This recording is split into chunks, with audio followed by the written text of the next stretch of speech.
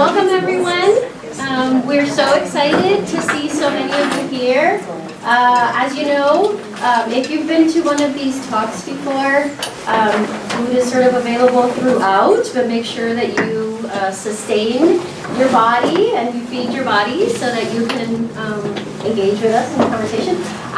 So we have two people introducing our esteemed colleague today, and it's just an excuse. I was just telling Dr. Espinoza, an excuse for us to get to stand up here with him for a few seconds, but we're so very excited to have the opportunity to bring in speakers during the BUENO Lunchtime colloquia throughout the year, and in particular, this very special event where we get to bring in speakers from outside of the CU Boulder campus and community, but the special treat is that for this talk, we get to bring someone who is very much a part of our community.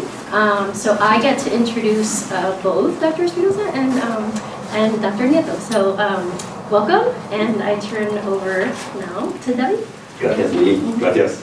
Welcome, everyone. Thank you so much. This is the most crowded event, actually, of our speaker series. So thank you, Manuel. I was so excited, when he said yes to this. But let me introduce Dr. Manuel Espinoza. He's an associate professor at the Educational Foundations Program at the University of Colorado, Denver.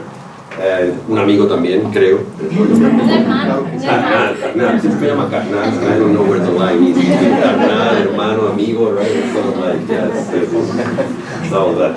Pero he self-defined as a child of desegregation, right, and a Chicano philosopher, and this is what really attracts me of the work that Manuel has been doing, resisting and fighting, actually denouncing, resisting, fighting racism, the racism that we live with in the U.S. today still. So, Manuel, you are the one talking here. I don't want to continue going on. The people tell me a lot. So, thank you, everybody. Thank you for being here.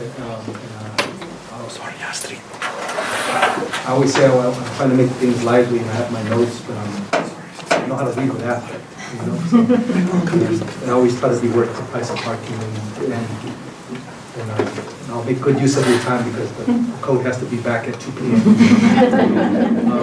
But I wanted to say, first of all, thank you to my undergraduate research group. For now 12 years in existence. It's the Right to Learn Undergraduate Research Collective, and we have a founding member here, Tania Soto Valenzuela, who's been with me now this 12 years.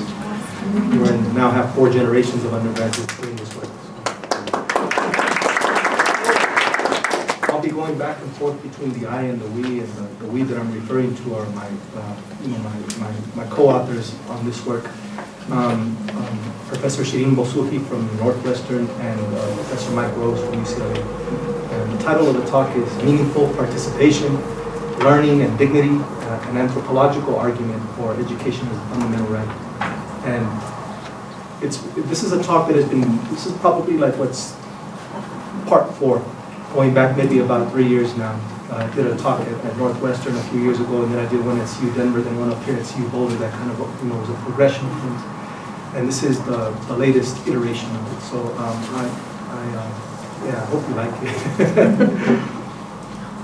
So what does meaningful participation in educational activities look, sound, and feel like? And what are its social consequences, and how, if at all, does the emergence of meaningful participation prefigure the social accomplishment of educational dignity? Towards the goal of developing an empirical understanding of both meaningful participation and educational dignity, I need to start with some definitions. Meaningful participation is an ecumenical concept, right? It has currency across realms: family life, healthcare, juvenile justice system, and education. It is unambiguously effective involvement in vital activities, like having a say in government, acting as a decision maker in matters related to your health care, having a voice across the long arc of an educational career. And participation in these activities is structured by social relations that are reciprocal and dialogical. Educational dignity is the broader notion, and it can be thought of as the multifaceted sense of a person's value, generated via substantive intra and interpersonal experiences that recognize and cultivate one's mind, humanity, and potential. If I can add a working rule of thumb, I think about meaningful participation as more tied to understanding educational processes, and educational dignity is more tied to understanding educational outcomes. I think about the social fact of meaningful participation as a kind of mediati datum. It's an intermediate fact, and if you can establish the intermediate fact of meaningful participation, it makes the existence of educational dignity more likely. Both meaningful participation and educational dignity are generated and guided by particular things people say and do in interaction, and those linguistic and interactional moves that can be charted and analyzed. So this is different than the way that people usually talk about dignity, which is more like a belief, right? Why study dignity in conjunction with education? Because typically the subject of dignity is treated deductively, either the principles of faith, formal logic, legal principles, while educational activity broadly construed in schools and out of schools, in family life, after school setting, is usually researched via direct observation. So today I'm going to be talking about a social interactional approach that bridges those two modes of inquiry. Because and the way that it bridges it is that it treats the face-to-face environment as the site for the social accomplishment of the experience and sense of dignity. And I'll come back to that distinction a number of times today.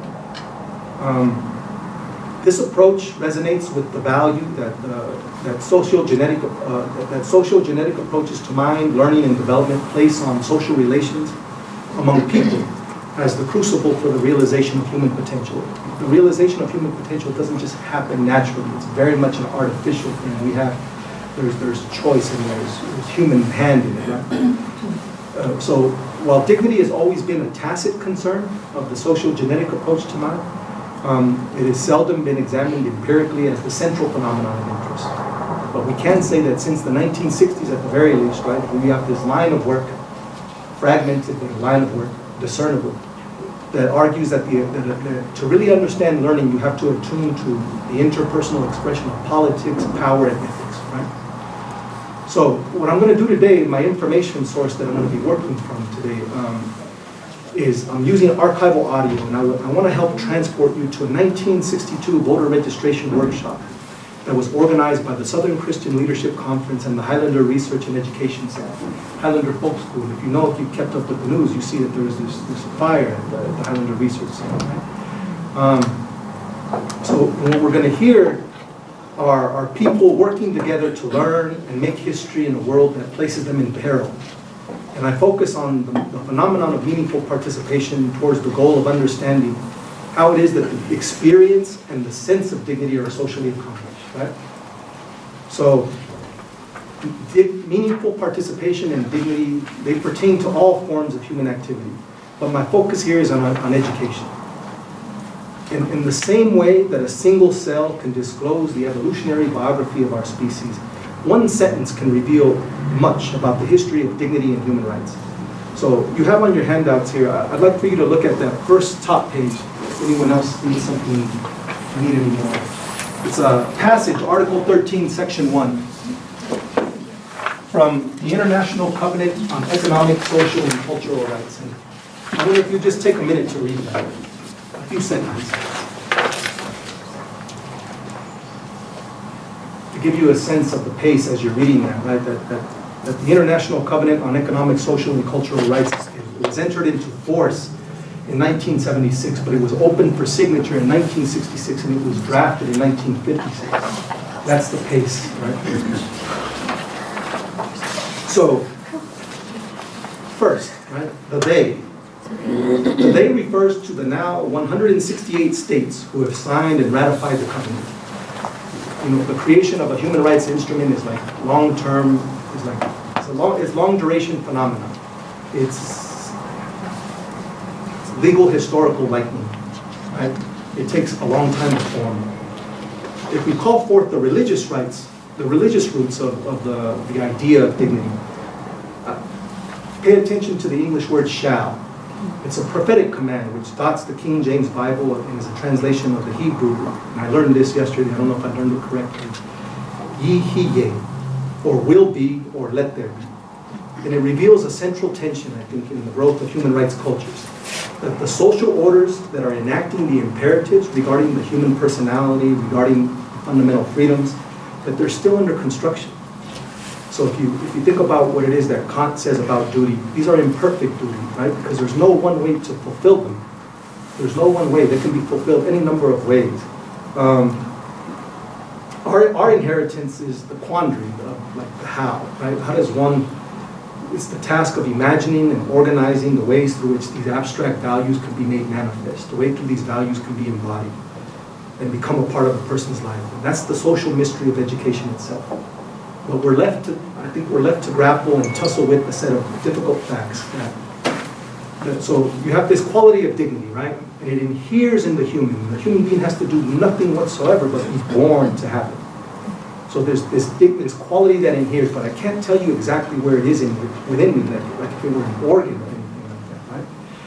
But the experience and the sense of dignity, those are wholly contingent. Those don't have to happen. So you can always be a dignity-carrying being, but the experience and sense of dignity, that doesn't have to take place. Dignity is at the same time something inherent and a precarious social accomplishment. So the bedrock of this argument is the extensive body of research that shows how the ethical, cognitive, and pedagogical aspects of human action, that they're reflexive and they inhere in one another, right? Like when you're engaged in educational activity and you think about it in the broadest way possible, no one does like the ethical portion of an action, then they pause to do the cognitive, and they take deep breath, and they finish off with the pedagogical part. It's all at one. People also are the makers and the movers of experiences that affirm as well as injure the dignity of other people. Meaningful participation and educational dignity they depend on a host of observable social practices for their realization. And of particular importance here today are these things called participation rights. The exercise of participation rights can serve as a bridge between the everyday conduct of social life and the realization of these noble, although albeit distant, legal proclamations. But the law does not command from only on high. It does not only prohibit. If you follow the legal scholar Hart, he wrote this tract in the 1960s trying to analyze how it is that the law works. We have its prohibitory aspect, right? It tells us what not to do. But there's also this deontic aspect, deontology coming from the study of duty in philosophy, right? It works chiefly through, and what Hart is thinking is that the law works chiefly through what? Through the technique of self-regulation, self-application, right? It works because people understand the law and they keep their behavior and they govern their conduct to an understanding of that. It's not always the Supreme Court opinion that sets the tone. It's not always the police coming to your house to arrest you to keep you in order. And if you keep that in mind, right, that even things like noble and distant things like the proclamation of human rights, that if you think about it in the Kantian sense, right, where every one of us is an everyday legislator of the moral order, of the legal order itself, right? So human rights cultures doesn't have to be something far off and distant that only happens at the UN General Assembly. So to begin understanding the conceptual significance of participation rights, let me talk to you a little bit about Article 12, Section 1 on the Convention of the Rights of the Child. I'll read it to you here. States parties shall assure to the child who is capable of forming his or her own views the right to express those views freely in all matters affecting the child. The views of the child being given due weight in accordance with the age and maturity of the child. So consistent with the letter and the spirit of that document, they have this committee called the Committee on the Rights of the Child, who is charged with interpreting the Convention on the Rights of the Child. And they hold that the rights of children, that the CRC establishes the rights of children, and if you take that by logical extension, all human beings, to participate in social life. There's two legal scholars, Todres and Higginbotham, and they wrote this wonderful book a few years ago on human rights in children's literature. And they think that the key to creating environments that affirm the dignity of the child is developing a rich understanding of the relationship between participation rights and meaningful participation, which is what I'm here today to talk about. There's an approach that we've developed here. And it involves three stances. It's the first, second, and third person stance. And as I go through some of the empirical information, I'll highlight it and emphasize it a bit more. But let me say just a little bit about each one. That the place where we start is that you have to have an understanding and a kind of a reverence for students' subjective experience of the manifest curriculum, right? The ways that students perceive what is deliberately taught, the ways they communicate about what is learned or not learned. And that's essential for assessing claims regarding meaningful participation in educational dignity. Any person in an educational environment can be considered a first person. A meaning-oriented being with the capacity to communicate their subjective experience of participation. A person's narrative regarding the quality of the treatment and the character of learning is vital information from the learner herself that participation was or was not affected. A person's word, if I can say it in sort of sum it up, a person's word is the alpha and omega of a meaningful participation claim or a claim to educational dignity. Right? It begins with the word of the person. Any participant in an educational environment can also act as a second person narrator and analyst. The products of this vantage point emerge out of the ways that individuals witness, talk, write about the experience of other people in a setting. And it's our capacity for intersubjectivity, right, that we can create and share meaning with other people. And that serves as the foundation for humane understanding. The thinking and feeling that takes place about the thinking and feeling of others emerges from the second person perspective, and it can be transcendent. And it's transcendent not because it's metaphysical or religious, it's transcendent because it exhibits a concern for other people more than for us. Our inclination is to sort of think about us, number one, right? And again, following the whole Kantian moral philosophy, the whole line of thinking, that's what makes it transcendent, because it obeys duty and not just inclination. The choice to act as a second person implies a deep consideration for the ideas, words, and feelings of others, but it does not require agreement. We have a father of a friend. We were explaining to him what it is, the work that we did. And he's a Vietnam veteran, a Chicano-Vietnam War veteran. And he says, what you're talking about, Manuel, with the second person stance is when a person exercises their right to be empathetic. He's like, yes, that's what I'm talking about. I couldn't have come to that, right? He understood it from a particular vantage point. Third persons are analysts who were not participants in the setting. That's oftentimes us, right? The scholar researcher. The absence of direct experience can provide the intellectual breathing room necessary to scrutinize the narratives of participants and ask questions that may not normally pop up. Third persons, that we rely on the first and second person view, and we oftentimes rely on the historical record, right? The retrievable audio and audio video record as primary information source.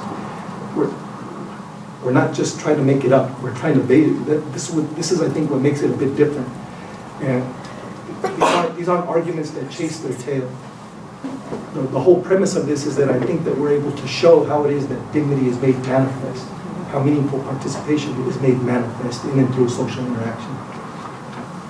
So, if a third person analyst, if you can move around the setting, right? If you can move around the setting as a first person, as a second person, you can produce a narrative. This is from my dear mentor, Frederick Erickson.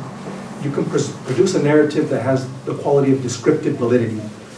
It's a multi-voice narrative that provides a sense of the social organization of the activity in a face-to-face environment.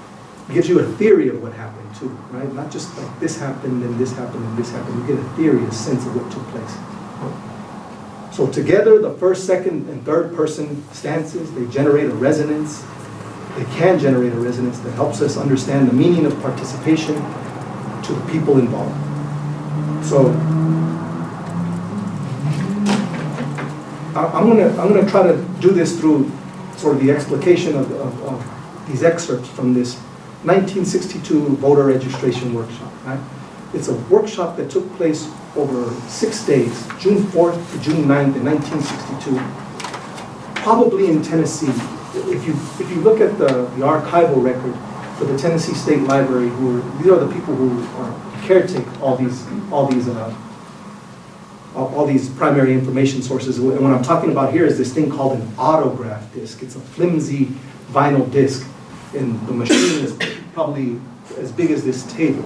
It was a dictation device, so it wasn't meant to capture the beehive of talk and activity in a classroom setting. It was meant for a person to dictate something right into this microphone, and then someone else would type it up, right? But that's what, at least they had the wherewithal to turn that thing on.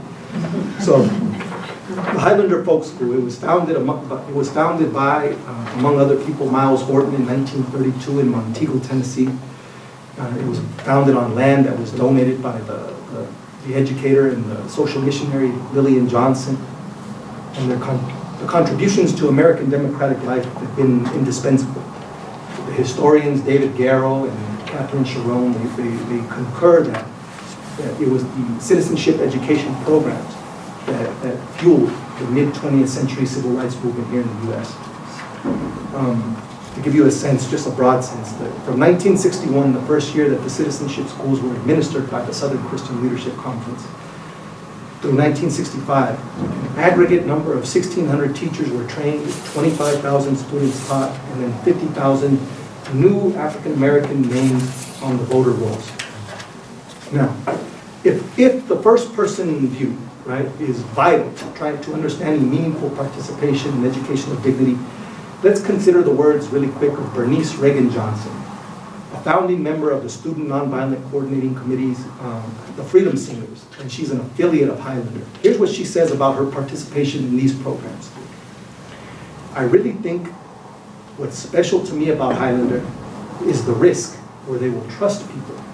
If you can give people some space to talk about who they are, then you have to respect what they come up with and have to try to figure out ways to help them, and they will work out what steps they can take in their lives to change.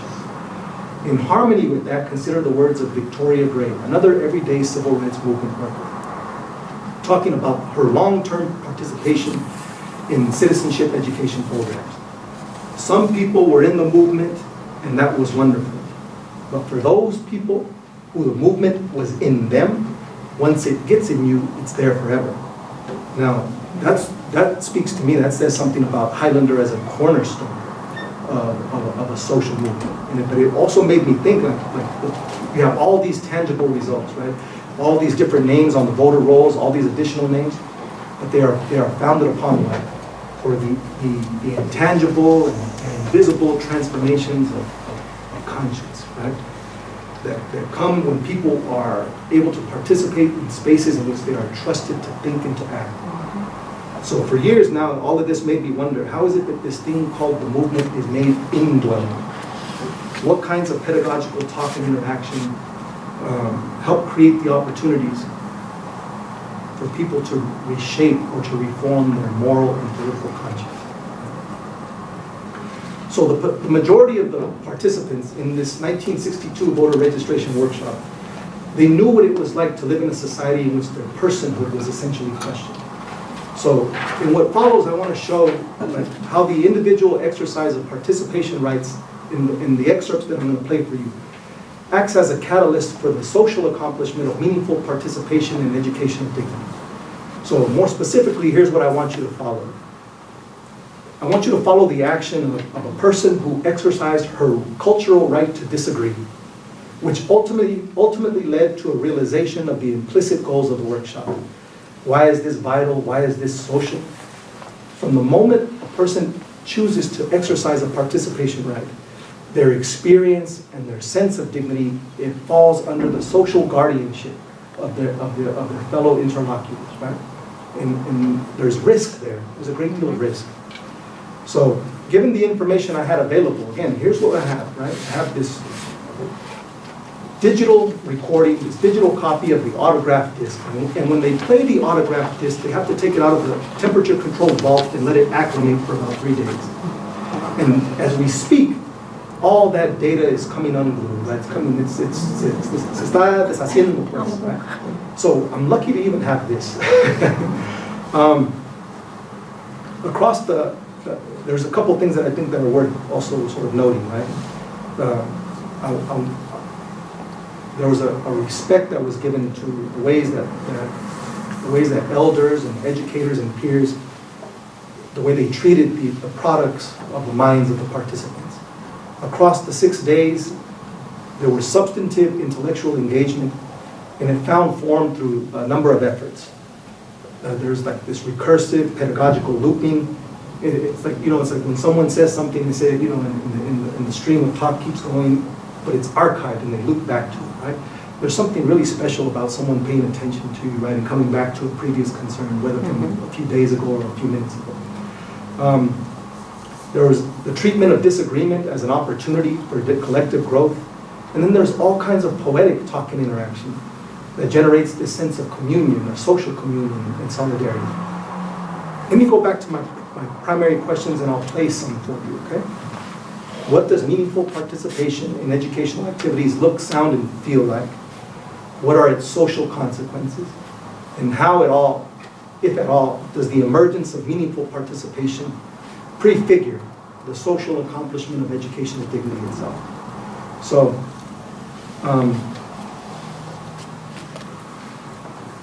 when you're doing research with or on communities that are imperiled, and their goal was simply to create some form of educational sanctuary, you have to expect a fragmented data set, right?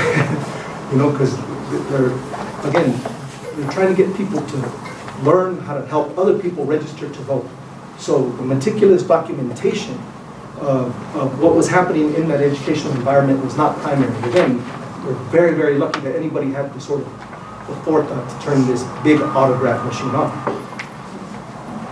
And after considerable expenditure of time and money, and that's a different story of how of what it took to create these transcripts, and Tanya's laughing because she knows how it's like listening to a ghost when you first speak them, right? I'm surprised we have what we have. We've been able to extract two kinds of information from the archives. One allows us to create detailed transcripts of the talk for minutes at a time. And the other, it gives us, again, fragments. You hear a word there, hear a word there, and you can kind of discern what may have been happening, right? Together they produce this wonderful glimpse into a community-organized educational space that had a prophetic vision for its participants. Full citizenship, unqualified personhood. They wanted to become more of what they already were, right? Which was persons and citizens. So the archival audio allows us to document at least sort of objective and subjective factors of educational experience. That's John Dewey, right? What people said, how they said it, what conceptual tools were used, how meaning was constructed as best you can by listening and not having a sense, again, no photographs, I being quiet, don't know all the people that were on there. If you look at the archival record, they named the more famous folks, the Bernice Robinson, right, the Esau Jenkins, but there's more than 2 or 3 people there, and they're simply named as participants, right? Citizenship education programs were created to help Black folks pass literacy tests created by Southern governments to impede voter registration. But it seems also that in practice, that these programs were able to outstrip their initial aims. So this 1962 workshop took place during an era of substantive victories in civil rights. Now this era here is characterized by white segregationists as the second Reconstruction, and that's no joke, right? The first 30 minutes of the June 4th recording features participants singing freedom songs. About 2 minutes into the recording, a person can be heard saying, and it took a while to really discern this, music is the food of the soul. 2 minutes in. So here I want to draw attention to the group's rendition of the freedom song, of the song "Oh Freedom." It's a song that has origin in the post-bellum Reconstruction era. I talked with a brother named LaDamian Massey. He's a musical director for the Benny L. Williams Spiritual Voices in Denver, and he pointed out like a really beautiful and critical advantage of the oral heritage of spiritual, gospel, and freedom songs. It's flexibility. So I want you to listen, if you can, We'll give you transcripts to the other part, but here I want to see if you can listen. And you can catch a verse that is adapted to the issues of its time. And you can stop me at any time. You know, I tell my students, you write the 15th, and then you just pull the cord. Well, I'll just keep going all the way from Broadway to there.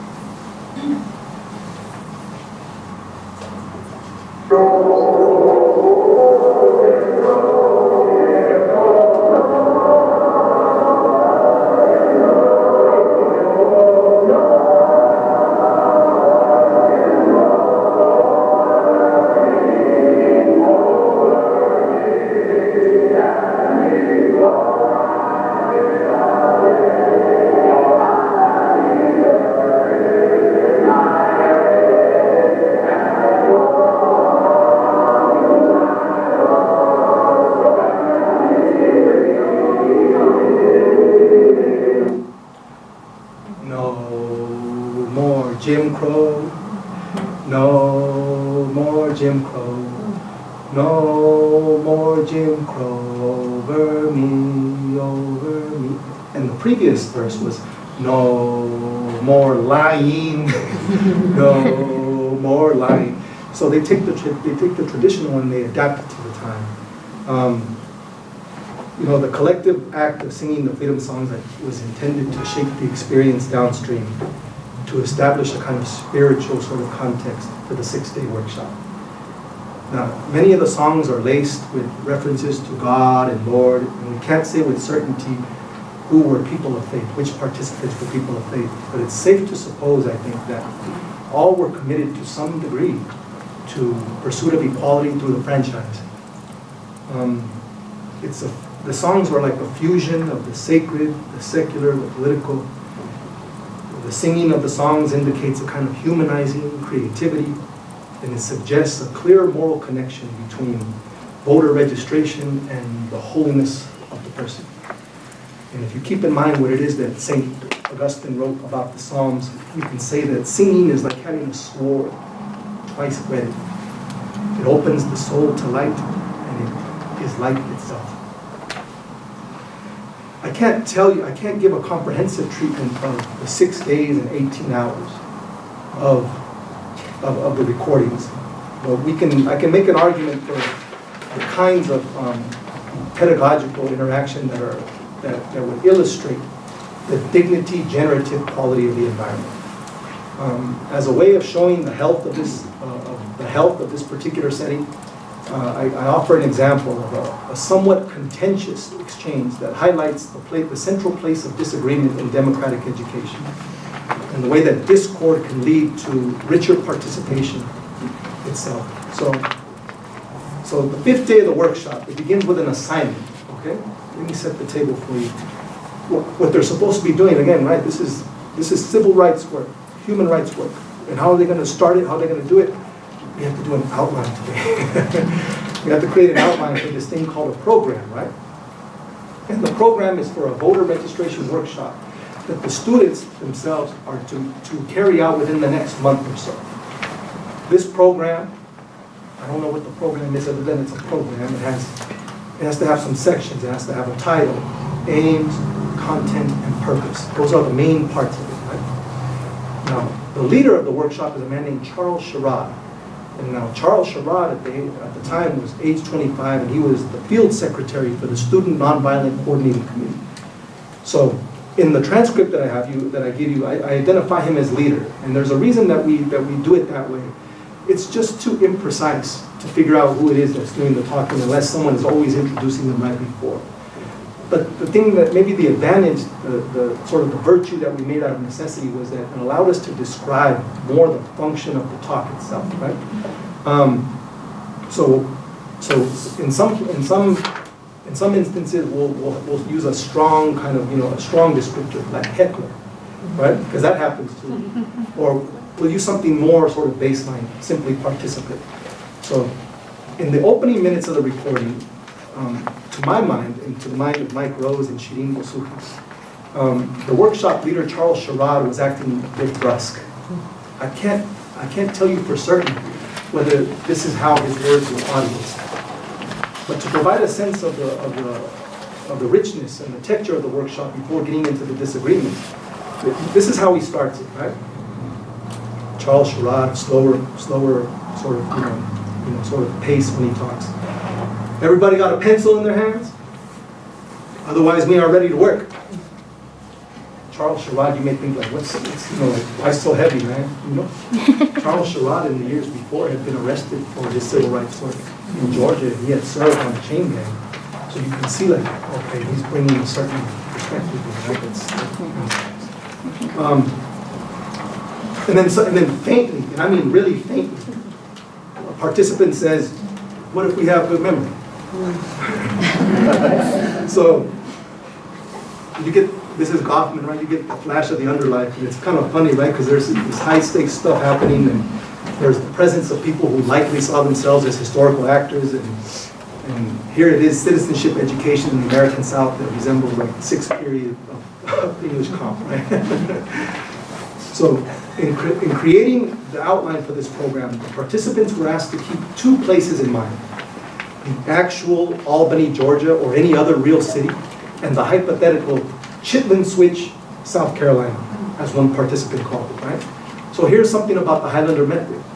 They pull people out of their context for a brief period, help them to learn to organize a workshop for a specific rural or urban area, and at the same time, they are pooling ideas because they're trying to create this generalizable model that will guide future action. So there's a young woman that we call questioner.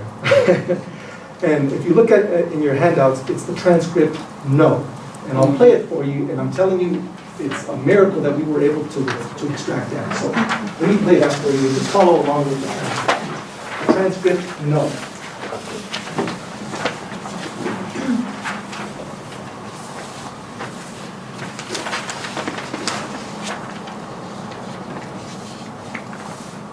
And it goes quick.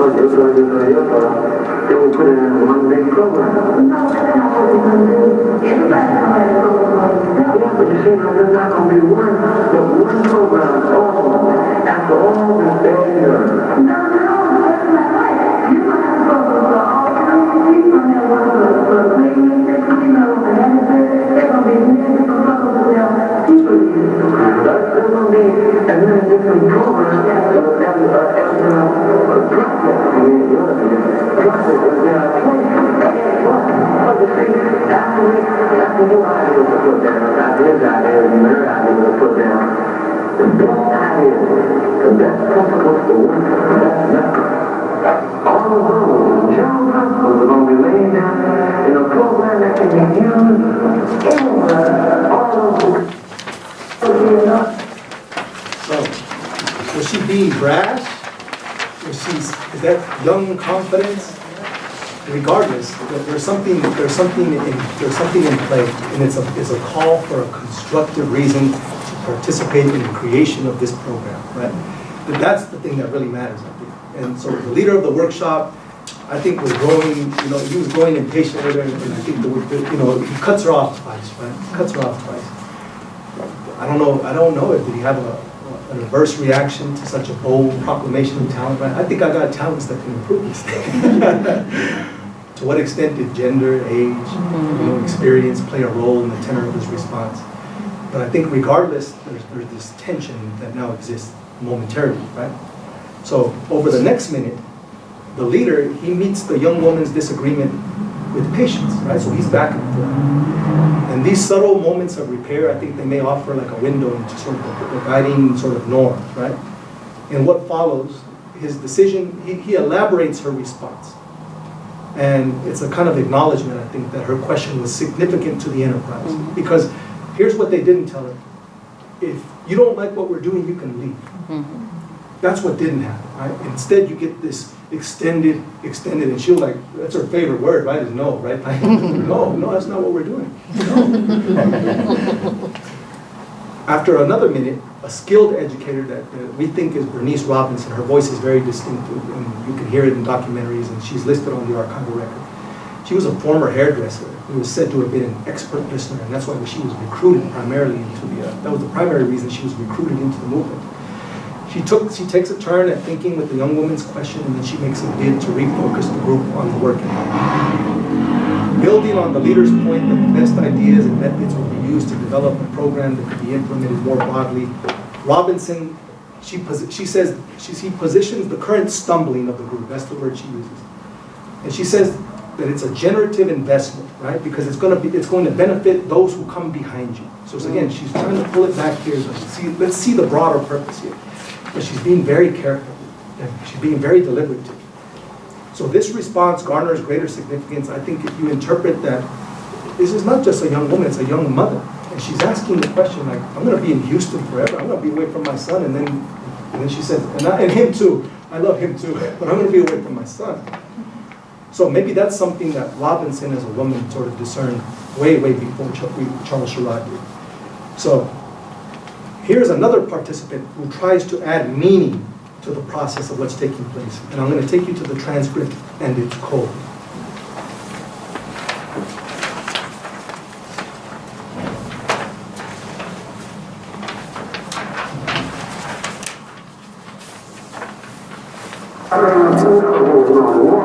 We're being selfish in that we're running our program that we only work on this summer. And it's not going to be like role playing. It's going to be real. It's going to be it. It's what we're going to be doing this summer. We're doing when we go back and get up the next morning and get at it. That's the one level. Now, this we carry that with us and we're being written out as a God. Otherwise, how do we have a chance to do this? When we have a collective thinking and experiences of this group, because when we get back to program, we're there. And it's cold, and ain't nobody who thinks the way we think. And nobody knows when you need to stop and say, what do you think about this? It's going to be all wrong. So now it's going to be valuable, how we have to do it. Now that's the one of them. So let me recap the action. Two people, a workshop organizer and a young woman, enter into a disagreement. The young woman, also a mother, presses for a constructive reason to engage in the task of outlining the program. Other participants, Highlander educators among them, attempt to clarify and explain the purpose of the undertaking. So initially, the workshop leader grows frustrated with the young woman's disagreement, but however, right alongside these flashes of impatience, there are efforts to help her understand and treat her inquiry as relevant to the group's understanding. Overall, we think that her concerns were taken seriously and they lead to this rich discussion regarding process and purpose. Here for us is the intellectual yield. Meaningful participation can be perceived in joint, harmonious action, but it can also be understood in periods of dissonance and tension, which are when a person truly has the need for that cultural right. On the heels of yet another attempt to explain the Highlander model, we have a participant whose voice emerges for the first time on the recording. And he reminds us again that all this stuff is happening here, but it's not the only thing that's happening, right? There are multiple streams of experience within the interaction of order. Bernice Robinson is making a point about the need for a flexible approach, and then out of nowhere, this participant takes it in a different direction, in a very mellow, slow voice. I was trying to give a general outline as to how each of us could write this out and, give it a formal report, but in personal reasons. For my purpose, I have written to help Negroes have a better appreciation of themselves by becoming registered voters and their duties of being a citizen of the state of Mississippi and a constitutional form of government. He makes this bid to refocus the group by sharing his draft, and I think even though it's the workshop leader, Charles Sherrod, who probably spoke most sharply, and I think it's this young man with the mellow voice that probably spoke the loudest. The explainer positioned voter registration as the primary aim, yet the participant asserted a broader end, the affirmation of self that grows from political participation and self-determination. As Septima Clark put it, this is like knowledge overrunning itself, right? There was the aim to do what? It was very specific and explicit. We're here to help you learn how to figure out how to organize a voter registration workshop, and then you get this for the purpose, right? Something much broader. It's the generative aspect of human life.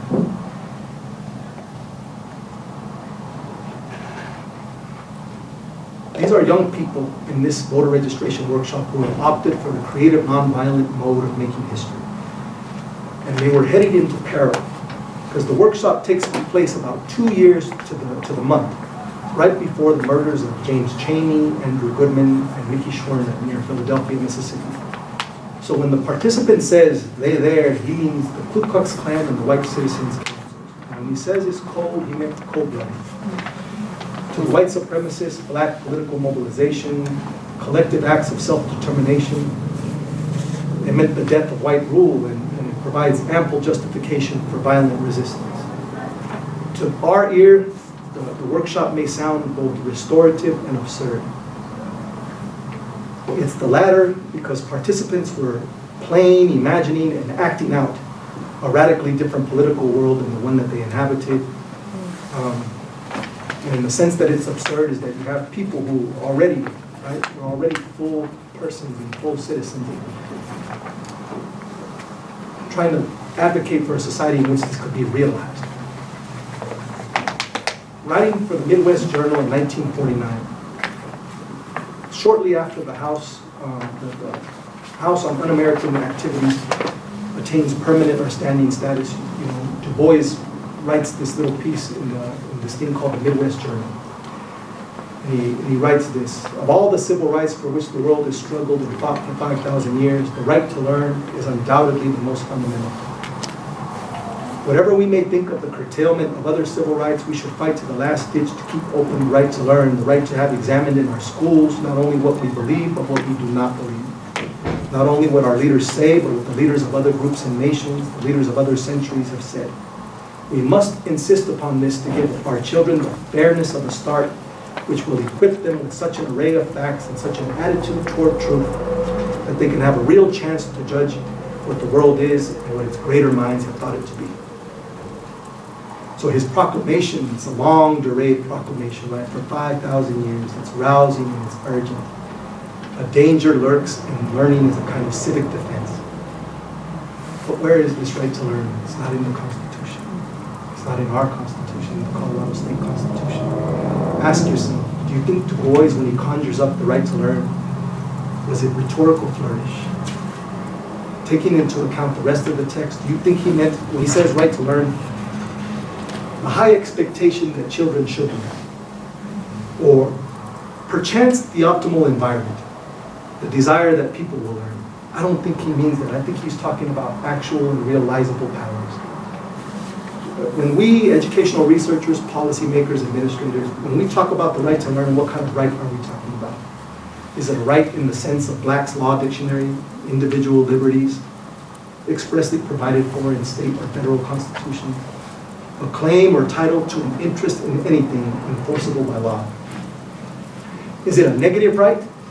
A right that entitles a person to have another person refrain from doing an act that might harm the person entitled? Is it a positive right? A right entitling the person to have another to do some act for the benefit of the person entitled? Is the right to learn a right in the following sense? Imagine if the well-being of our rights, as spelled out and guaranteed under the U.S. Constitution and the Colorado Constitution, that it could be measured and recorded by a legal seismograph, able to gauge the force and duration of a violation of our fundamental rights. Suppose you were an unauthorized immigrant organism, a person in the ordinary and exalted sense of the terms. Your name is Ismael Mena, an actual flesh and bone person who on September 29, 1999 resided at 3738 High Street in East Denver, where he rented a small room and worked the night shift at the Coca-Cola bottling factory. On that afternoon, Denver police executed a no-knock warrant at his residence, a purported drug house. Official reports offer the following account. Police entered yelling, "Police and policía."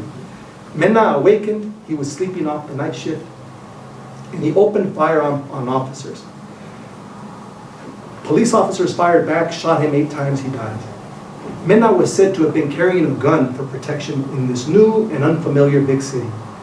It was soon determined that the officers had raided the wrong domicile. The target should have been 3742 High Street, the house directly next door. There's a picture of like seismograph sort of, you know. This is what the seismograph, if it was directly wired to the Constitution, that it might have looked like that afternoon. Is the right to learn that kind of a right? Is it defendable in a court of law?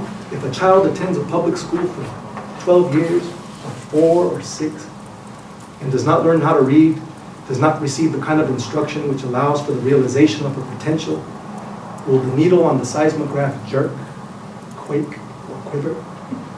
What office in the city and county building downtown can a person go to lodge a complaint of this sort? You can go to the Cesar Chavez Memorial Building on Spear Boulevard, but do you have the means to move against a well-funded and well-organized school district?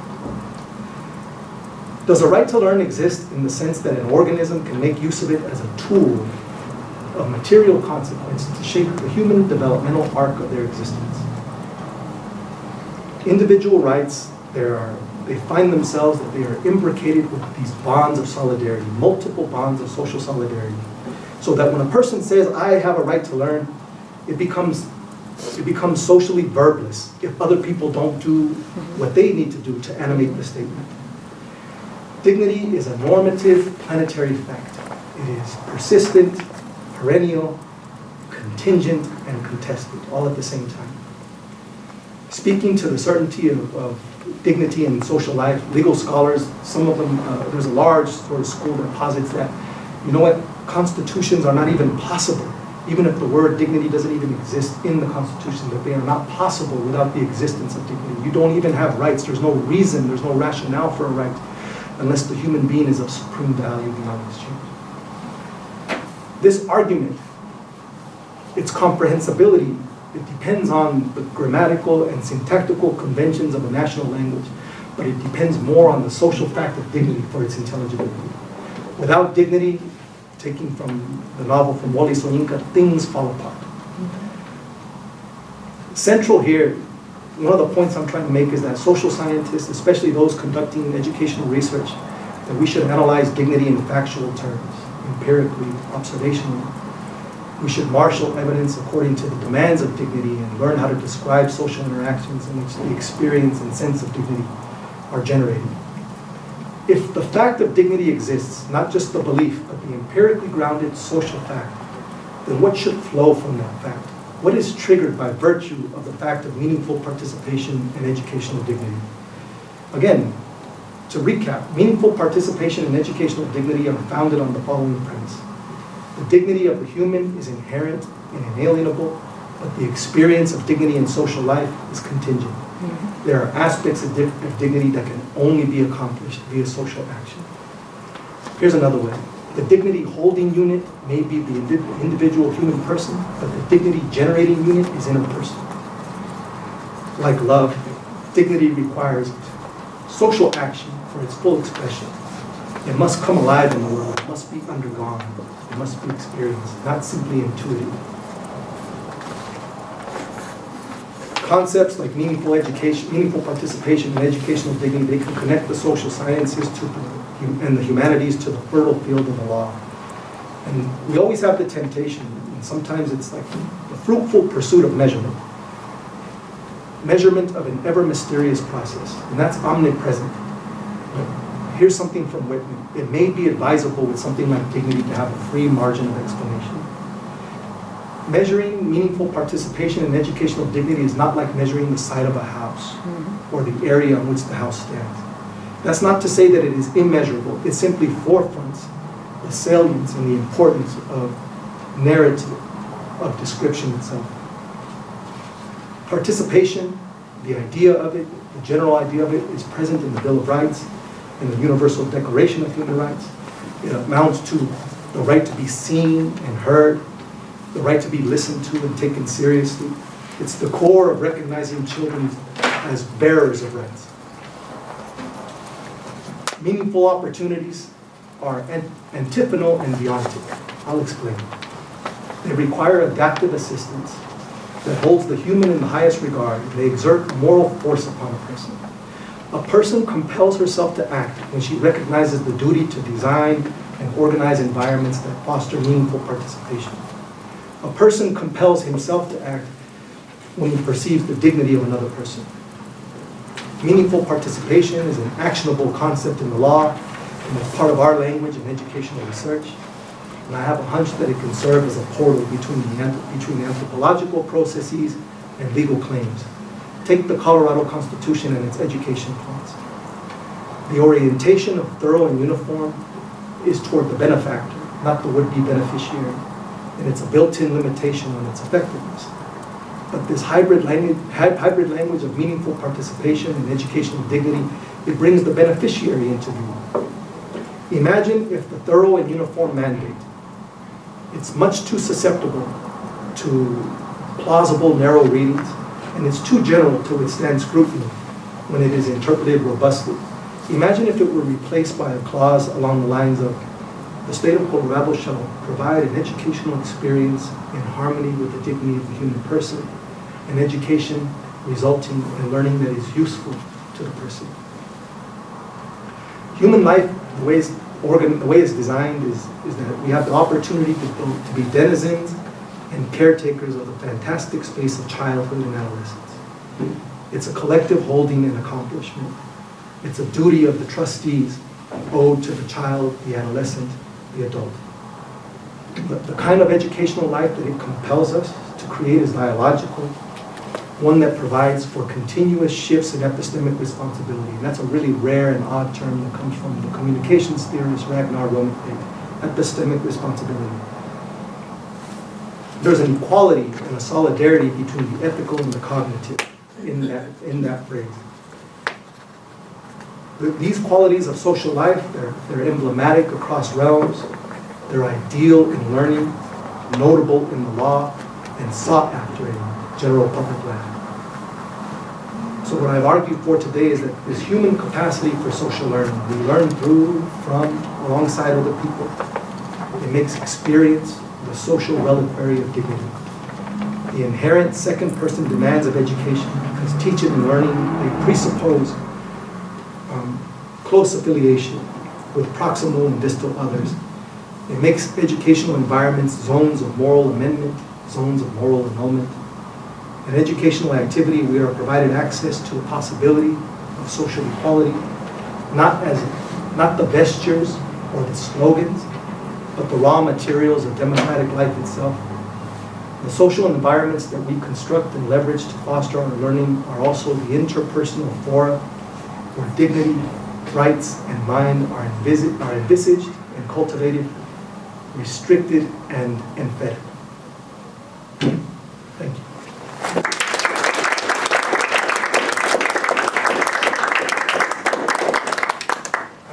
I didn't leave us much time.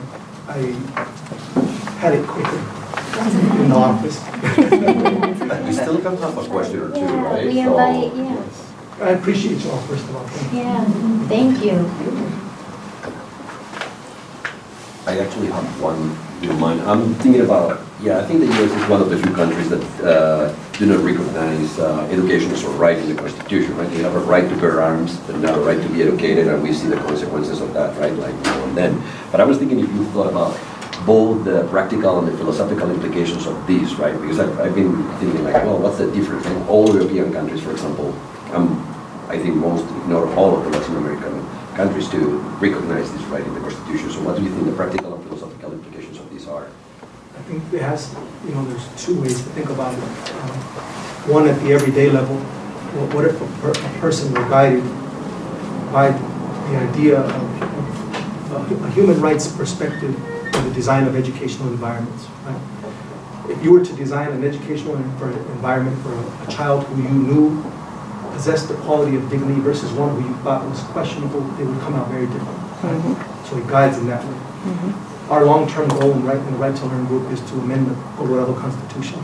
Thorough and uniform is a clause from 1876, and at the time it meant 100 days of school for everybody. So it's outlived its usefulness. We're in it for the long term. I mean, we're 12 years in, what's another 20?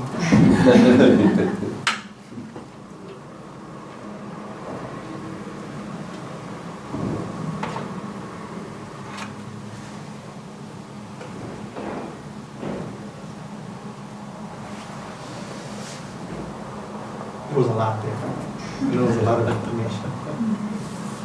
Yeah, if something pops up in your mind, I'm here. So I'll be hanging out afterwards. And I know we're at time, and I deeply, deeply appreciate the opportunity. Thank you so very much. Thank you.